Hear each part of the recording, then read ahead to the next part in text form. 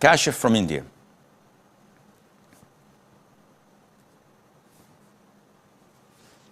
Assalamu alaikum, Sheikh. Wa alaikum assalam wa rahmatullah.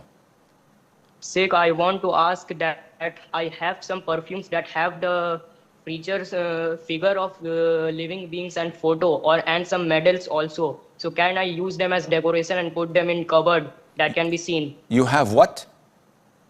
Perfumes and medals. That has what? Figure of living beings. Okay. As per perfumes, if the perfume has a logo that has, for example, a bird or a human being, it is okay to use the perfume. But these images should be covered because it's a two-dimensional image, it's a drawing.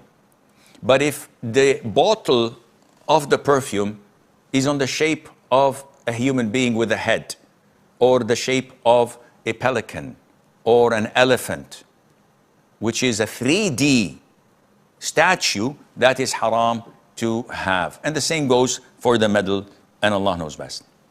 Talha from the UK. Salam, Sheikh. Alaykum assalam wa rahmatullahi wa barakatuh.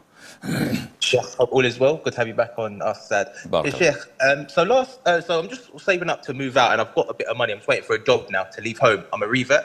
And last night, my brother, he came home intoxicated. When I was out yesterday during the daytime, he basically had gone through my room and he had found a book to do with the religion. In the past, this has happened before, and he's gone crazy, and then things have calmed down. And then yesterday, he came back home intoxicated when I was sleeping, and he started kicking off. Now, Sheikh, I've been very calm in my life, but here in the UK, we're allowed to defend ourselves if there's, by law, the law protects us in this way, that if there's a danger, we are allowed to use physical force back. Now, I want to start training in maybe Judo, BJJ, or wrestling, one of these, so that not just necessarily him, if anyone tries to mess about and I have to defend myself, like, I'll give it to him if I have to. I don't want to get to that, but my question is to you. If I start going to some of these clubs, I found a club that Muslim brothers, they train, they're the trainers. Majority of the people, it seems, from the pictures I've seen on the Instagram, on that club site, they cover below their knee, but some of the people that train there don't. So if I was grappling with someone that does cover, but the other people that are training don't, or say the instructors, the trainers, sometimes they don't, they wear shorts, sometimes they wear long trousers, not trousers, but jogging bottoms. If there's like that element there, can I still train at these places? And may Allah bless you, Sheikh, for all your help. As long as you're not sparring with someone's aura exposed, and the one you are sparring with has the proper Islamic dress, you're not accountable for the others who are training with shorts. Don't look at them, lower your gaze, and just focus on your opponent or your sparring partner, and inshallah, you'll be fine. Muhammad from Indonesia. Assalamualaikum, Sheikh. Alaykum assalam wa rahmatullahi wa barakatuh.